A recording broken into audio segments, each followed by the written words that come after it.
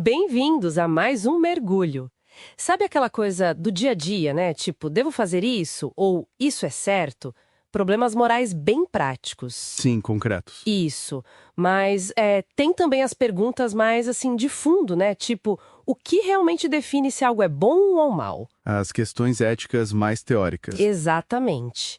E é aí que a gente entra hoje explorando o livro Ética, do Adolfo Sanches Vasques. Um clássico importante sobre o tema. Com certeza. E a nossa missão aqui é tentar desempacotar a ideia central dele, que é assim bem direta. A moral não é algo pronto, sabe, vindo do céu ou da natureza. Uhum. Ela é histórica. Muda conforme a sociedade se transforma. Pô, bora investigar isso melhor? Vamos lá.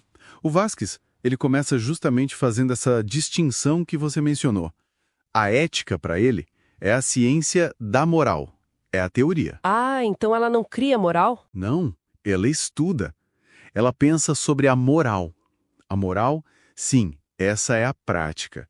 É o conjunto de normas, de valores que as pessoas realmente seguem numa sociedade. Tipo o que a gente aprende no dia a dia quase sem perceber. Exato, vem do hábito, do costume.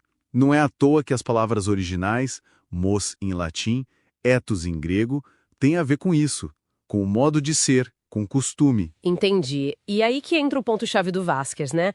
Que essa moral vivida, ela não é universal e para sempre. De jeito nenhum. Se a sociedade muda, e a história mostra que muda o tempo todo, a moral acompanha essa mudança. Então, aquela ideia de uma moral que vale para todo mundo, em qualquer época. Segundo Vasquez, isso não se sustenta. A moral está ligada à vida concreta das pessoas, às suas necessidades e conflitos em cada momento histórico.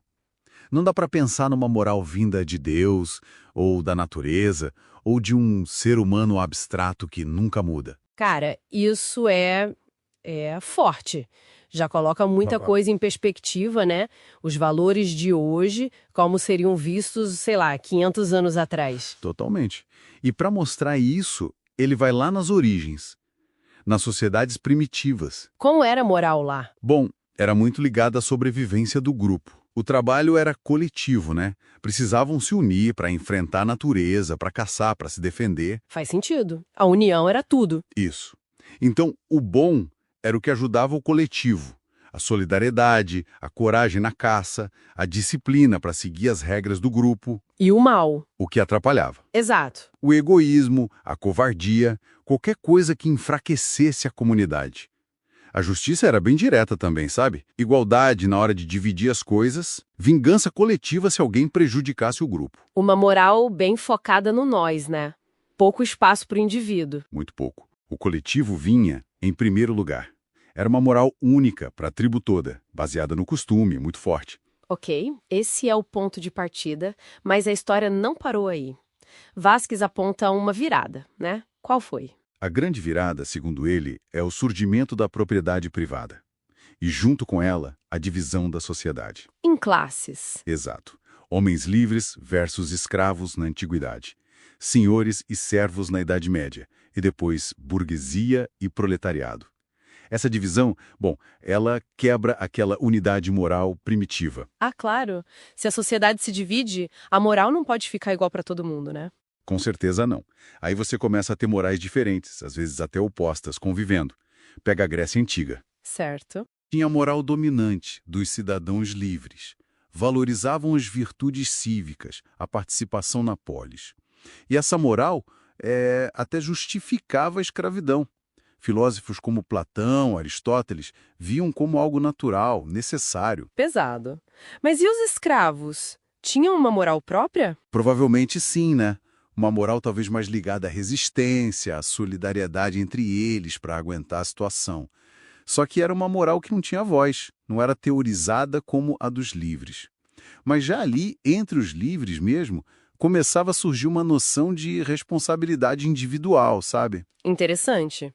E avançando no tempo, Idade Média, por exemplo. Na Idade Média, a religião cristã passa a ter um peso gigantesco na moral. Mas, de novo, a sociedade era super hierarquizada, feudal. Sim, nobreza, clero, servos. Isso. E cada grupo tinha meio que seu código. Os cavaleiros com a sua honra, as suas regras de conduta. o clero com as normas religiosas e os servos.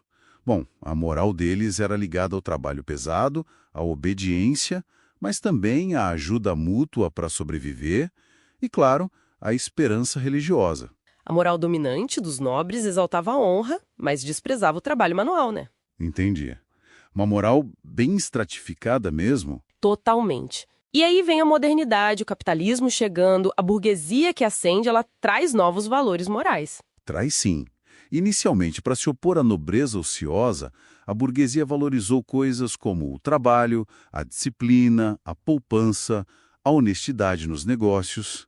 Eram valores úteis para acumular capital para construir um novo sistema. Mas isso se mantém ou muda de novo? Segundo Vazes, muda. Conforme o capitalismo se consolida e a lógica principal vira o lucro máximo, aquilo que ele, na linha marxista, chama de extração da mais-valia, ou seja, tirar mais valor do trabalho do que se paga em salário.